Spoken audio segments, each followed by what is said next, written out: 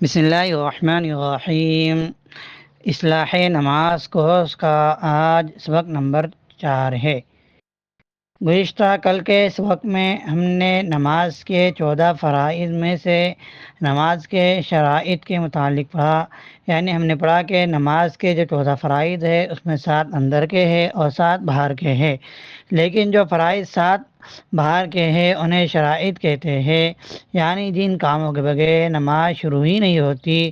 تو ان میں نمبر 1 بدن کا پاک ہونا، نمبر 2 کپڑوں کا پاک ہونا، نمبر 3 جگہ کا پاک ہونا۔ ہم نے ان تینوں کے متعلق تفصیلی بحث کل پڑھی ہے۔ آج انشاءاللہ تعالی آج کے اس وقت میں ہم نمبر 4، 5، 6 اور 7 متعلق پڑھیں گے۔ نمبر 4 ہے سطر کا چھپانا، نمبر 5 ہے نماز کا وقت ہونا، نمبر 6 قبلے کی طرف رخ کرنا، نمبر 7 نیت کرنا۔ تو نماز کی چوتھی شرط ہے سطر کا چھپانا۔ اب سطر کے چھپانے سے کیا مراد ہے کہ آدمی کا جو سطر ہے، مرد کا جو سطر ہے وہ ناف سے لے کر گھٹنوں کے نیچے تک ہے، اور یہ ایسا فرض ہے کہ نماز کے اندر بھی فرض ہے اور نماز کے باہر بھی یہ فرض ہے، یعنی آدمی کو نماز کے اندر بھی اپنے ناف سے لے کر گھٹنے کے نیچے تک کا چھپائے اور نماز کے باہر بھی چھپائے، اور عورت کو سوائے دونوں ہتھیلیوں، پاؤں اور منہ کے تمام بدن کا ڈھانکنا فرض ہے۔ اگرچہ عورت کو نماز میں منہ چھپانا فرض نہیں ہے، لیکن نماز کے باہر غیر مردوں کے سامنے بے پردہ کھلے منہ آنا جانا بھی جائز نہیں ہے۔ اب یہ ایسا فرض ہے کہ اگر کوئی شخص نماز کی تنہا مکان میں کسی جگہ اکیلے نماز پڑھتا ہو یا کسی اندھیرے میں نماز پڑھتا ہو تو اس پر بھی سطر چھپانا فرض ہے، اگرچہ کسی دوسرے شخص کے دیکھنے کا خوف نہ ہو۔ ہاں، اپنی نظر چھپانا شرط نہیں ہے۔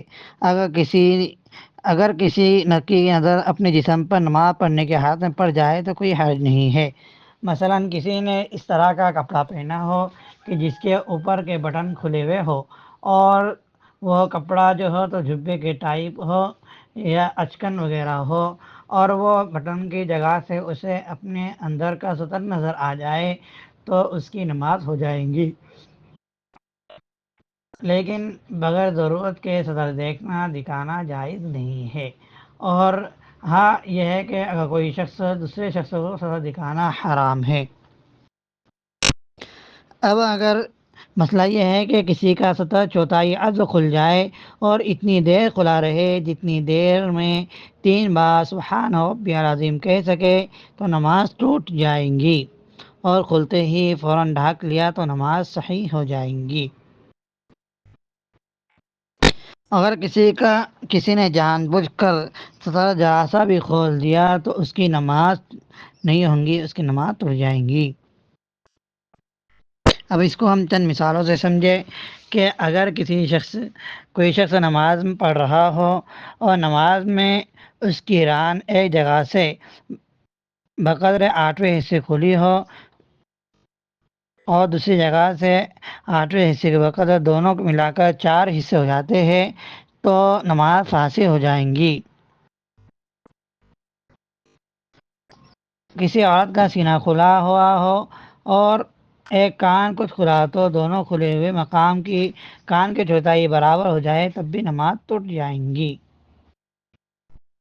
اگر کسی کے پاس کوئی کپڑا نہ ہو جس سے وہ اپنے اعضاء کو چھپا سکے، یا ایسا باریک کپڑا ہو کہ جس سے بدن نظر آتا ہو، تو اس کو چاہیے کسی درخت کے پتے یا مٹی وغیرہ سے اپنے اعضاء کو چھپا لے۔ اگر یہ صورت بھی ممکن نہ ہو تو پھر اسی طرح نماز پڑھے، لیکن اس حالت میں اسے بیٹھ کر نماز پڑھنا چاہیے اور رکوع اور سجدوں کو اشارے سے کرنا چاہیے۔ ہم نے نماز کی چوتھی شرط سطر کے چھپانے کے متعلق پڑھا ہے۔ 5ویں شرط ہے نماز کا وقت ہونا۔ تو نماز کے وقت ہونے کے متعلق کہ اللہ تبارک و تعالیٰ نے نماز کو ادا کرنے کے لیے جو وقت اس کے لیے مقرر کیے گئے ہیں اسی وقت میں نماز پڑھی جائے، اس وقت سے پہلے نماز پڑھنے سے نماز بالکل درست نہ ہوں گی، اور اس کے بعد پڑھنے سے نماز ادا نہیں ہوں گی بلکہ نماز قضا ہوں گی۔ یہ اور وقت نماز کے اوقات کے متعلق ہم نے سبق نمبر 2 کے اندر پڑھا ہے۔ چھٹی شرط ہے قبلے کی طرف رخ کرنا، یعنی انسان کا چہرہ قبلے کی طرف ہو۔ نماز پڑھتے وقت نماز پڑھنے والے کا سینہ قبلے کی طرف ہو۔ مسلمانوں کا قبلہ خانہ کعبہ ہے۔ خانہ کعبہ کمرے کی شکل کا ایک گھر ہے جو ملک عرب کے شہر مکہ معظمہ واقع ہے۔ خانہ کعبہ کو کعبۃ اللہ، بیت الحرام بھی کہتے ہیں۔ ہندوستان، برما، بنگلہ دیش اور بہت سے ملکوں میں قبلہ پچھم کی طرف ہے، کیونکہ یہ تمام ملک مکہ معظمہ سے مشرق کی طرف واقع ہے۔ تو قبلے کی طرف منہ کرنا یہ فرض ہے۔ قبلے میں معتبر وہ مکہ کی جگہ ہے، وہ متعین جگہ ہے جو کعبۃ اللہ کے تحت الثری سے الی الثریہ تک ہو، یعنی زمین کی سب سے نچلی تہہ سے لے کر اوپر آسمانوں میں سب سے بلندی تک ہو۔ نایا کہ وہ کعبۃ اللہ کی تعمیر ہے جو اس جگہ قائم ہے۔ تو اس کو چند مسئلوں سے ہم سمجھے کہ اگر کوئی شخص چاند پر پہنچ جائے تو چاند پر پہنچ کر اس کو قبلے کی سمت میں نماز پڑھے تو اس کی نماز صحیح ہوں گی، اسے قبلے کی سمت میں نماز پڑھنا ضروری ہے۔ اسی طرح زمین یا سمندر کی بالکل تہہ میں یا اس رخ کی طرف نماز پڑھے تو جائز ہے۔ اگر خدا نخواستہ کعبۃ اللہ کی تعمیر ٹوٹ جائے یا ہٹا دی جائے تب بھی نماز اس کی سمت صحیح رہیں گی۔ اگر یہ ہو جائے کہ کسی نے وہ تعمیر اس جگہ سے ہٹا کر دوسری مخالف جگہ قائم کر دی تو اس تعمیر کی طرف نماز صحیح نہیں ہوں گی، بلکہ جہاں کعبۃ اللہ آج ہے تو اسی سمت میں ہمیں نماز پڑھنا پڑیں گی۔ ہمارے ملک میں سمت معلوم کرنے کا بہترین اور صحیح طریقہ یہ ہے کہ گرمی کے سب سے بڑے دن یعنی 22 جون اور سردی کے سب سے چھوٹے دن یعنی 22 دسمبر میں غروب آفتاب کی جگہ دیکھ لی جائے تو قبلہ ان دو جگہوں کے درمیان ہوگا، پس اس درمیانی رخ میں کسی طرف بھی رخ کرنے سے نماز درست ہوں گی۔ اب یہ ہے کہ کعبۃ اللہ کی سمت میں جو مغرب کی سمت ہے تو بیت اللہ شریف سے 45 درجے یعنی کعبہ سے 45 ڈگری تک ہٹاوا نہ ہو۔ اگر 45 ڈگری سے کم ہے تو نماز ہو جائیں گی، 45 سے زیادہ ہٹاوا ہے تو نماز نہیں ہوں گی۔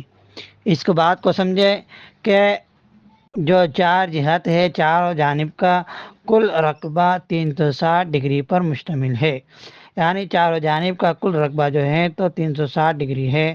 اس طرح کی ایک سمت سے دوسری سمت کے مابین یعنی ایک جانب سے لے کے دوسرے جانب کے درمیان 180 ڈگری کا فاصلہ ہے۔ پر جب بندہ قبلے کی طرف رخ کرے گا، یعنی ہمارے ملک کے حساب سے مغرب کی جانب، پچھم کی جانب جب اس کا رخ کرے گا تو اس کے دائیں جانب میں شمال یعنی 90 ڈگری پر ہوگا اور بائیں جانب میں جنوب 90 ڈگری پر واقع ہوگا۔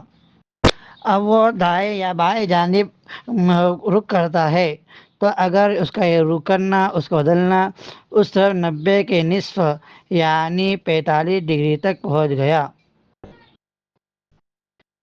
جو ربع قوس قزح یا کل دائرے کا 8واں حصہ بنتا ہے تو اس کی نماز فاسد ہو جائیں گی، نماز ٹوٹ جائیں گی۔ اور اگر اس کا یہ رخ ذرا بدلنا اگر 45 ڈگری سے کم ہو یا اس کا ہٹنا 45 ڈگری سے کم ہو تو نماز فاسد نہیں ہوں گی۔ اب یہ ہے کہ ہر وہ شخص جو کعبہ کی طرف رخ کرنے سے حقیقتاً یا حکماً عاجز ہو، اس کا قبلہ جہت قدرت یا جہت تحری ہے۔ اس کو سمجھے کہ اگر کوئی شخص کوئی بیمار اس حالت میں ہو کہ قبلے کی طرف منہ کرنا قبلے کی طرف منہ کرنا اس کے لیے ممکن نہ ہو تو جس طرف بھی ممکن ہو وہ نماز پڑھ لے۔ اسی طرح اگر بیمار کے پاس میں کوئی رخ پھیرنے والا موجود ہو تو اس کو قبلے کی طرف رخ کرنا ضروری ہے۔ لیکن اگر رخ کرنے کے اندر زیادہ تکلیف ہوتی ہو تو جدھر ممکن ہو، جدھر رخ کرنا ہو تو اس طرف رخ کر کے نماز پڑھی جائے۔ اسی طرح قبلہ رخ ہونے میں دشمن یا درندے کا خوف ہو یا مال کے چوری ہونے کا اندیشہ ہو، خواہ اپنا مال ہو یا امانت کا مال، بشرطے کہ اس مال کو قبلے کی طرف منتقل نہ کیا جا سکتا ہو، تو جس طرف امن ہو اس کی طرف نماز پڑھ لے۔ اسی طرح اگر کعبے کی سمت معلوم نہ ہو، کعبے کی جانب معلوم نہ ہو کہ کعبہ کس طرف ہم کو یہ معلوم نہ ہو، اور معلوم کرنے کی کوئی صورت بھی نہ ہو، یعنی کوئی شخص وہاں موجود نہ ہو، تو اس وقت حکم یہ ہے کہ تحری کرے، غور و فکر کرے، اور یہ غور و فکر کرنا فرض ہے۔ پھر جس طرف قلب شہادت دے، دل گواہی دے، اس طرف نماز پڑھے۔ پھر اگر نماز کے بعد اگر غلطی معلوم ہو تو مذائقہ نہیں، نماز صحیح ہو جائیں گی۔ البتہ نماز کے اندر تحری بدل جائے، یعنی کوئی دوسرا شخص کہے کہ کعبہ دوسری سمت ہے، یا نماز کے اندر یہ دل گواہی دے کہ کعبہ دوسری سمت ہے، تو سمت ہونے کی اطلاع ہونے کے بعد نماز ہی کے اندر اس جانب پھر جانا ضروری ہے۔ پہلی تحری، پہلے غور و فکر پر نماز صحیح نہیں ہوں گی۔ اور آج کے دور میں کعبہ کی سمت معلوم کرنے کے لیے کمپیکس جو موبائل وغیرہ کے اندر یہ سمت معلوم کرنے کی جو چیزیں ہیں اس کے ذریعے ہم معلوم کر سکتے ہیں۔ ساتویں شرط ہے نیت کرنا۔ نیت نام ہے دل کے ارادے کا، یعنی دل میں اس بات کا ارادہ کر لے کہ اس فرض نماز کا ارادہ کر رہا ہے، یا اس فرض نماز کے ارادے سے نماز پڑھ رہا ہو۔ مثلا فجر کی نماز پڑھنی ہے تو یہ ارادہ کرے کہ آج کی نماز فجر پڑھتا ہو، یا قضا نماز ہو تو یوں نیت کرے کہ فلاں دن کی نماز فجر پڑھتا ہو، اور اگر امام کی پیچھے نماز پڑھتا ہو تو اس کی نیت بھی کرنی ضروری ہے۔ دل سے نیت کرنا ضروری ہے، البتہ مستحب یہ ہے کہ زبان سے نہ کہے، یعنی زبان سے کہہ لینا یہ بہتر ہے لیکن ضروری نہیں ہے۔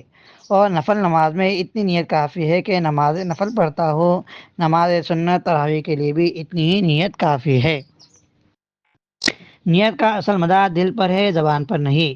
پس اگر کسی شخص نے ظہر کی بجائے سہون عصر کہہ دیا تو اگر دل میں ظہر ہی ہے اور زبان سے عصر نکل گیا تو نماز ہو گئی، زبان کی غلطی کا کچھ اعتبار نہیں۔ اور اگر دل میں بھی عصر ہے تو نماز نہیں ہوئی، دوبارہ صحیح نیت کر کے تکبیر تحریمہ کے ساتھ نماز شروع کرے۔ اور دل میں نیت ہے، اس کا ادنا درجہ یہ ہے کہ جب اس سے پوچھا جائے کہ کون سی نماز پڑھتا ہے تو بغیر سوچے سمجھے فوراً جواب دے۔ اگر سوچ کر جواب دیا تو نماز جائز نہیں ہوں گی۔ اور نیت کا اعتبار نماز شروع کرنے سے پہلے ہے، بعد میں نہیں۔